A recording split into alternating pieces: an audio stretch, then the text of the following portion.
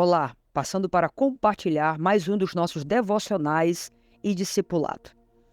Nós estamos no livro de Jó, capítulos 13, 14 e 15. Eu achei fantástico esses capítulos e o verso 4 vai dizer assim: Jó está falando sobre a sua integridade, ele vai defender, ele continua defendendo a sua integridade diante dos seus amigos, diante do silêncio de Deus. No fundo, a grande inquietação de Jó é com o silêncio de Deus, porque quem ele esperava que falasse, não falou. Quem ele esperava que o corrigisse, não o corrigiu. Quem ele esperava que apresentasse assim, o motivo pelo qual ele estava passando o que estava passando, não falou nada. Então, quem estava falando eram os seus amigos. E quando eles abriam a boca, eles não traziam palavras de conforto, consolo, graça, acolhimento, vida, palavra de sinceridade.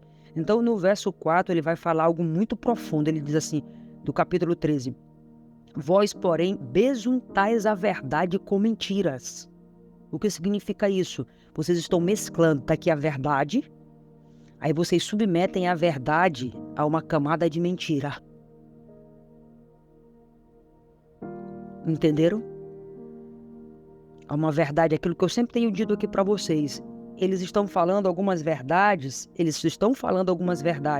Agora, se a verdade que eles estão falando comporta para esse exato momento, é uma outra coisa. Então, como conselheiros, como discipuladores, nós precisamos ter muito zelo, muito cuidado com isso. Uma outra parte desse versículo que é forte, ele diz assim: e vós todos sois médicos que não valem nada. Porque para que serve o médico? Para sarar, para curar, para trazer uma esperança, para falar de um remédio, para falar da possibilidade de um tratamento. Essa é a conotação do médico. E no ponto de vista de Jó, eles viram a ferida que já estava feita e eles estavam mexendo na ferida. Sem anestesia, ou seja, sem graça, sem misericórdia, sem compaixão, sem se colocar no lugar do outro. Porque aconselhamento tem muito a ver com isso, é essa empatia. Você se coloca no lugar do outro. Então Jó diz assim, olha, vocês podem até ter cura, mas ela não me alcança. Vocês podem até ter remédio, mas ele não me sara. Isso aqui é forte. E no verso 14, no capítulo 14, e só voltando aqui ao 13, ele deseja assim, ó, ser-vos-ia bom se ele vos esquadrinhasse. Então o Jó diz assim, se essa história fosse com vocês, seria outra coisa. E o capítulo 14, Jó fala sobre a brevidade da vida, mas ao mesmo tempo ele dá um show sobre a esperança. Então aqui eu aprendo também muito com Jó. Por quê? Porque Jó estava vivendo uma situação, queridos, feche só os olhos aí e pense, perdeu todos os filhos. Um pai perder um filho já é muito, imagina perder todos os 10. Perdeu todos os bens. Perdeu todos os servos. Perdeu a dignidade dele, as crianças zombavam dele, os seus amigos desconfiavam.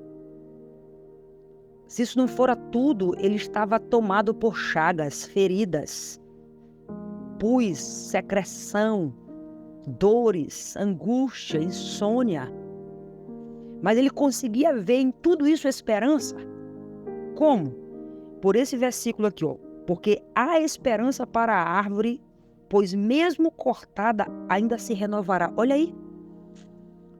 Então Jó tinha uma esperança muito profunda, queridos.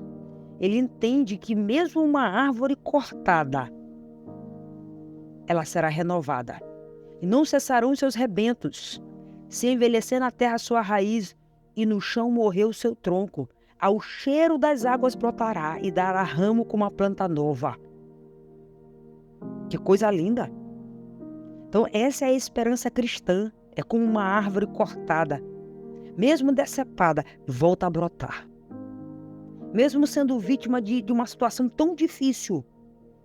Mas Jó acreditava na intervenção divina. Jó acreditava na bondade divina, no caráter de Deus, no amor de Deus. Isso aqui é muito profundo. Será que quando nós estamos passando pelo vale, às vezes até o vale da sombra da morte, será que a gente se mantém tão confiante no Senhor? Ou será que o vale leva toda a nossa esperança, a nossa confiança e a nossa credibilidade no Deus Altíssimo? Mesmo ele tendo sido golpeado duramente, ele não perdeu a esperança. Isso é muito lindo. E eu não sei como você se encontra, mas de repente você está vivendo uma fase sem esperança. Está lidando com alguma situação difícil que você não tem respostas. Nós não precisamos ter respostas de tudo. Mas uma coisa é preciso, nós precisamos confiar no Senhor, no seu caráter. E saber que ao cheiro das águas, as águas de Deus, a vida brota da morte. E o avivamento aflora. Precisa ser essa a nossa esperança. E capítulo 15, ele faz então, continua acusando Jó e ele diz: a tua própria boca te condena. Não sou eu que te condeno, não somos nós que te condenamos, é no abrir da tua boca. Eu também aprendo aqui, queridos, é que quando nós estamos feridos e em crise, às vezes nós vamos falar coisas que não significam que sejam, realmente é a nossa essência. Às vezes é uma fase. E até mesmo aquilo que falamos nessa fase serve de crescimento depois, de avaliação, de ponderação. O que eu disse? Por que eu falei? Por que eu me posicionei assim?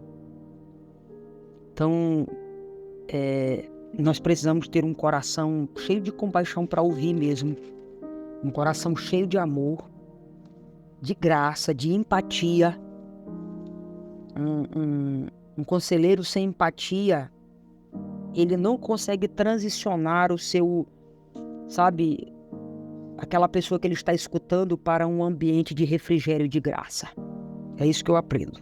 Então são capítulos fortes e eu desejo muito que você continue crescendo e avançando na palavra de Deus. Boa leitura, Deus te abençoe grandemente.